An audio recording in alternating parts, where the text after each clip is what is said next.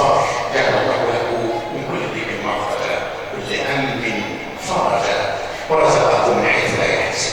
بصرف الله كما علمنا سيدنا محمد فنقول جميعا اللهم انت ربي لا اله الا انت خلقتني وانا عبدك وانا على عهدك ووعدك ما استطعت اعوذ بك من شر ما صنعت، ابوء لك بنعمتك علي وابوء بذنبي فاغفر لي فانه لا يغفر الذنوب الا انت.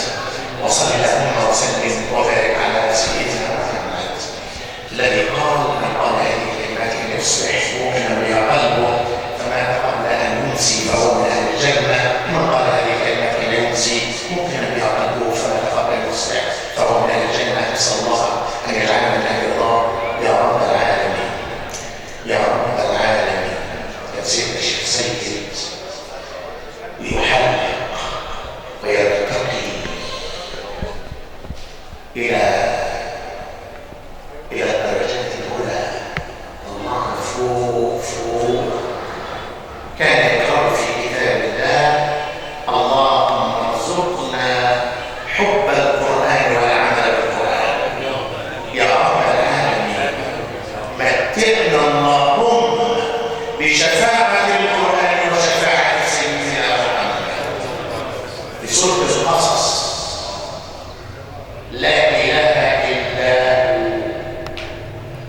هو كل شيء هالك إلا وجهه له الحكم وإليه ترجعون.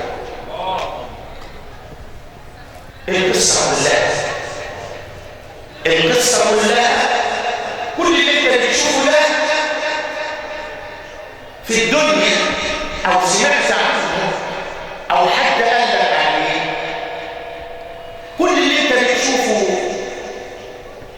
في الكتب او بتشوفه في واقع او بتشوفه وتسمعه وتسمع عنه وهتسمع عنه من يوم خلق الخلق الى يوم القيامه، كل ده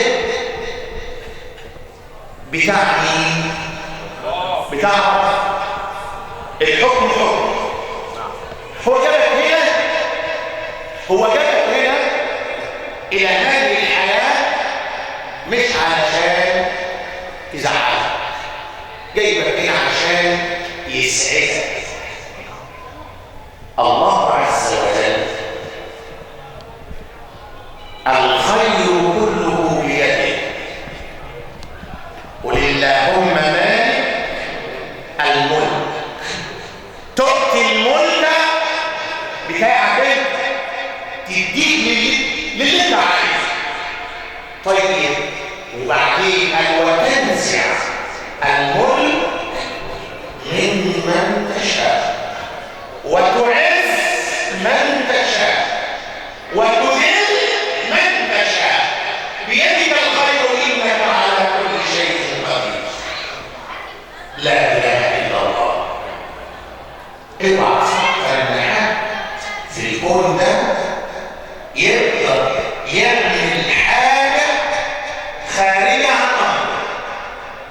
ان اعتقدت ان في الكون ده حد يقدر يعمل اي حاجه بغير اراده الله، فانت كده خدت شمال. في سوره القصص وكان سيدنا الشيخ سيد يقرا بيقول سيدنا النبي انك لا تاتي من احببت ولكن الله يهدي من يشاء. وبعدين وهو ايه اعلم بالمهتدين. عم الشيخ انت بتقول ايه؟ ده احنا بنشوف العجب النهارده، بنشوف الخناقات في البيوت ونشوف الخناقات في الدول ونشوف الموت ونشوف ومال هي الملائكة قالت ايه أول ما عرفت إن سيدنا آدم هيتخلق؟ قالوا يا ربنا أتجعل فيها من يفسد فيها ويسفك الدماء ونحن نسبح بحمده ونقدس له؟ قال إني أعلم ما لا تعلم. خلي بالك بقى، يعني الملائكة شافت ايه؟ شافت اللي احنا بنشوفه. طب ايه اللي ما شافتش الملائكة؟ اللي ما خدش بالها منه، اللي احنا برضه مش واخدين بالنا منه. يعني مثلا لما نشوف الحرب الدائرة دي، ايه الحكمة من كده؟ انت شايف شايف ناس بتشرب وناس بتدين بيوتها وبتدين بلادها، ناس الظلم ايه؟ احنا رايحين فين؟ صلى الله على حبيبه. هو اول ما خلق ادم ربنا مش قال واتلو عليهم النبأ ابني آدم بالحق. ايه؟ قربها القرآن فمقبل من احدهما ولم يتقبل من الاخر قال لأقتلنك. العلماء قالوا اول جريمه في الارض، اول جريمه في الكون تحصل هي الجريمه بتاعت مين؟ بصوا للجريمه.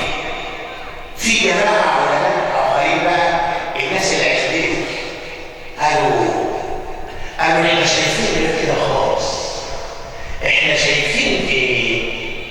احنا شايفين اول سماح في الارض، اول سماح في الارض، اول حسنه، اول واحد سامح اخوه اللي ظلمه واللي عايز يعتدي عليه في القصه دي. شافوا حد السماح، انك لا تهدي من احببت ولكن الله يهدي من يشاء. انت شايف الحرب دي اللي انت بتتقطع عشانها؟ هو في حكمه من كده؟ هو في خير من كده؟ والله في. ده عين الخير، ده عين الخير. لو انت ما خدتش بالك يبقى انت مش واخد بالك من حاجه خالص. انت بتحسب الكون ده يعني فرعون يعمل اللي هو عايزه وقارون يعمل اللي هو عايزه. اهو قال لك اهو سوره القصص عملوا وفي الاخر بيقول سيدنا النبي ايه؟ بيقول سيدنا النبي ايه؟ لا اله الا هو له الحكم واليه له الحكم. لا الفرعون ولا حتى القارون على ماله. صلى الله على حبيبي، صلى الله على حبيبي.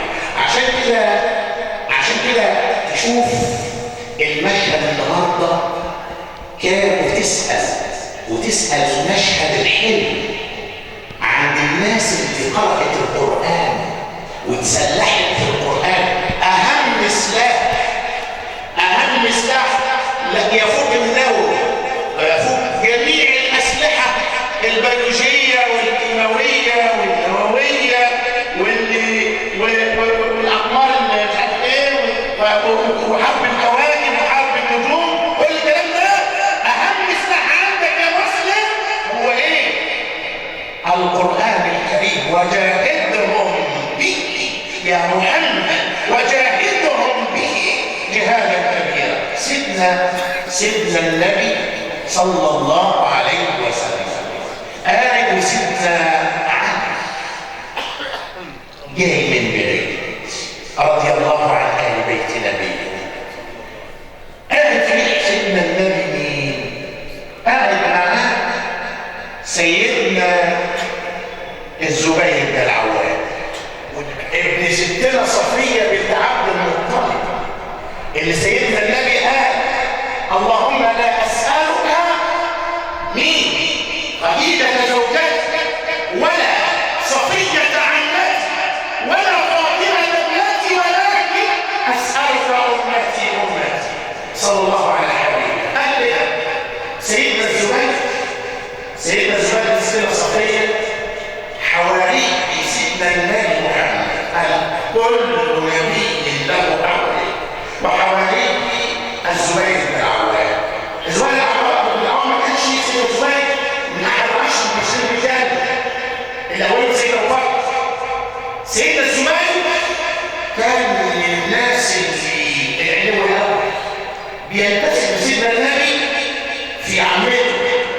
وبينتسب لستنا خديجه ان ابن اخوها العوام ده ابن خويلد وستنا خديجه بنت خويلد، يعني ده ابن اخوها بيقول لها يا عم. وسيدنا النبي بيقول سيدنا الزبير يا ابن عمتي، وسيدنا الزبير بيقول لسيدنا النبي يا ابن خالي. سيدنا الزبير كان من الاغنياء الاشداء، جاهد مع سيدنا النبي جميع الغزوات، شاهد معه جميع الغزوات. وفي غزوه بدر كان سيدنا الزبير لابس الايه؟ العمه صفراء. الملائكه اللي نزلت في غزوه بدر بيقولوا في كتب السنه في كتب السيره ان سيدنا الزبير كان لابس العمه صفراء، والملائكه اللي نزلت كانت نازله على هيئه سيدنا الزبير عليه صفراء. صلى الله على حبيبنا ورضي الله عن اهل بيت نبينا. سيدنا الزبير شاف سيدنا علي جاي يضحك ويبتسم ليه، فبيقول له سيدنا النبي كيف حبك لعلي يا زبير؟ قال يا رسول الله بأبي أنت وأمي أحبه أشد من ولد، يعني أنا بحبه أكثر من ولد. سيدنا علي صغير، سيدنا الزبير يعني كان راعي رضي الله عنه وارضاه. فسيدنا النبي يقول له كيف بك يا زبير وأنت تقاتل المشهد وأنت تقاتل، وتمر السنين ويلتحق سيدنا النبي بالرفيق الأعلى، سيدنا بكر يمسك وسيدنا بكر يلتحق وسيدنا عمر وسيدنا عثمان ويستشهد سيدنا عثمان، وتقوم الفتنة ما بين مين ومين؟ سيدنا معاوية اللي من عيلة سيدنا عثمان، وسيدنا علي خليفة المسلمين. يحصل الفتنة وزمن الفتنة، ويحصل سيدنا الزبير في الصف المسلمين.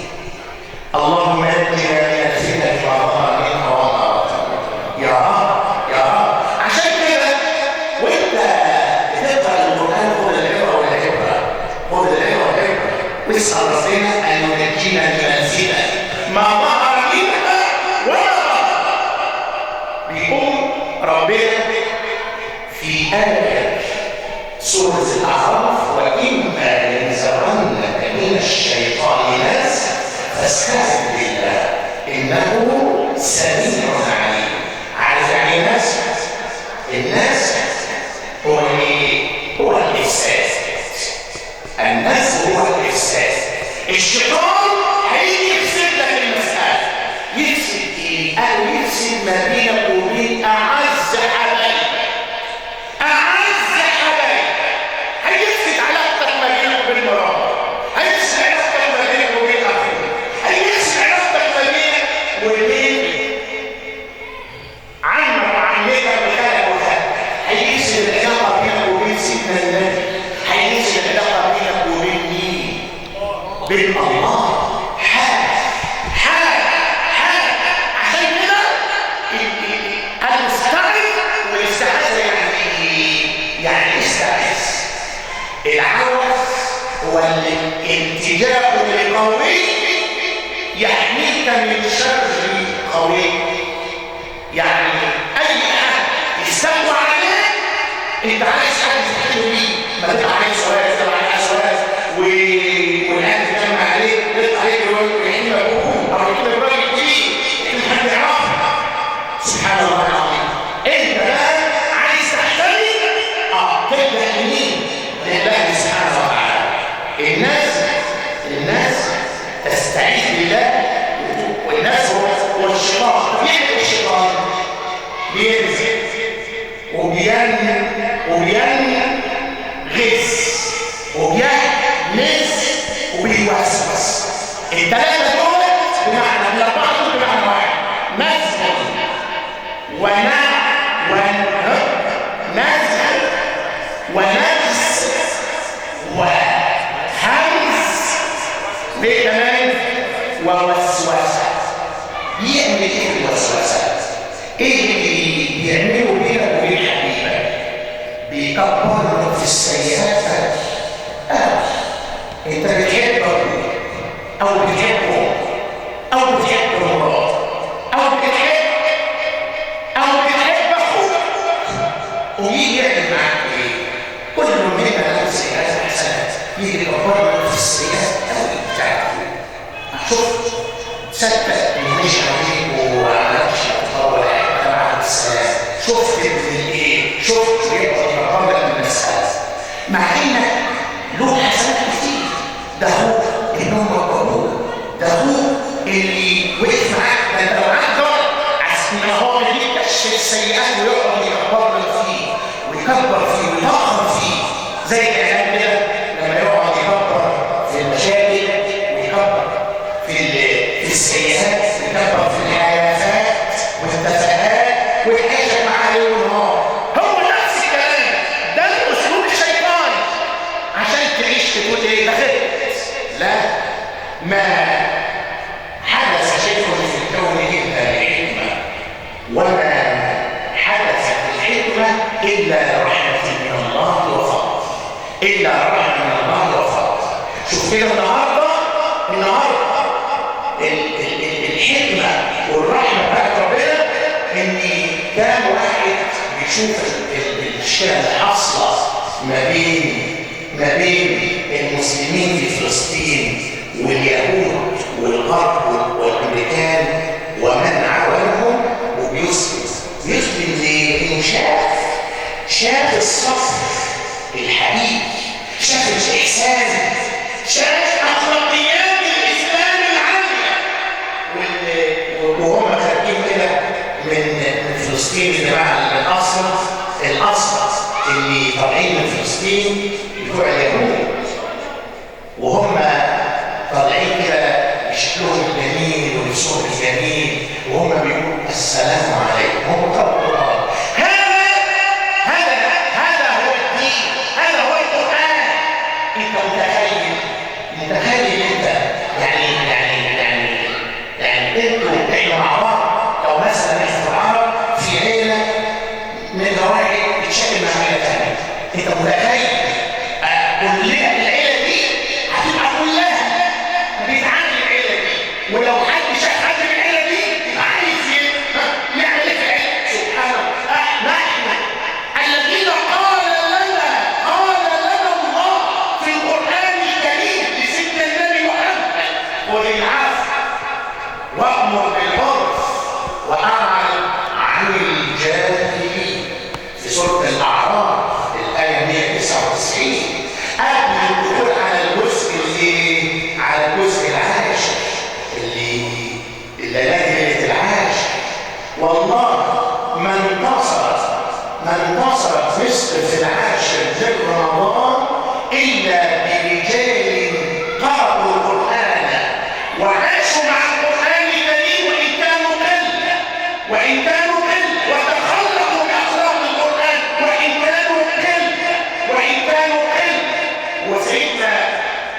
وسيدنا موسى كان العدد قد ايه بتاعه الركن معاه واللي كان مع فرعون قومه، العدد لا يقارن.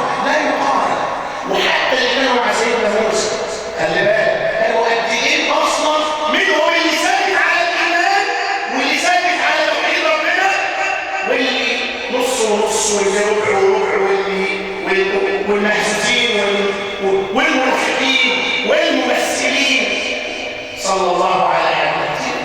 طبعا يعني المساله لا تذكر، لكن الواحد اما تعيش مع القران الكريم اعرف ان كل ما تعيش معاه قلبك، كل ما تعيش معاه بفكرك، كل ما تعيش معاه بروحك هتاخد الدرجات العاليه. تخلق في بيتك، تخلق مع اولادك، مع زوجتك، مع اهلك ذوي الرحم في هذه الايام الطيبه المباركه. واسال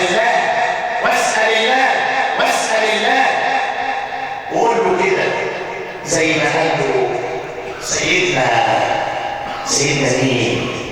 سيدنا يونس، وهو في ظلمات، اوعى حد يقول لك تدعي يا عمي، تدعي واحنا ناسين ندعي. صلى الله على نبينا، صلى الله على نبينا. هو لو كان عايز صلى الله على نبينا، صلى الله على نبينا، كان مجهز الجيش ويوم وليل صباحياتها غزو بدر، كان طول الليل سهران صلى الله عليه وسلم يسأل مين النصر، من عند مين اللي هينصرك هو، واللي هيعمل رغبتك هو، واللي هيبارك لك ويديك ويرضى عليك وعلى والديك هو. عشان كده قال له ايه؟ لا اله الا انت سبحانك اني كنت من الظالمين، فاستجبنا له ونجيناه من الغم وكذلك ننجي المؤمنين. شفت الجانب الحسن في قصه سيدنا يونس دي تعيش مع سيدنا يونس كده. هذه اللمحه الربانيه، محدش اسلم في بلد وشعب وناسه حد اسلم خالص، هو لوحده لما نزل وكان القدر واتبلع الحوت. قال دي سيدنا النبي يجي بعد مئات وقد يكون بعد آلاف السنين يقول دعوة أخي يونس ما دعا بها مهموم ولا مكروه. الله، ما دعا بها مهموم ولا مغموم ولا مكروه إلا استجيب له. أولها تكبير وأوسطها تسبيح وآخرها إقرار بالذنب. لا إله إلا أنت سبحانك إني كنت من الظالمين. نسأل الله عز وجل أن يحيينا على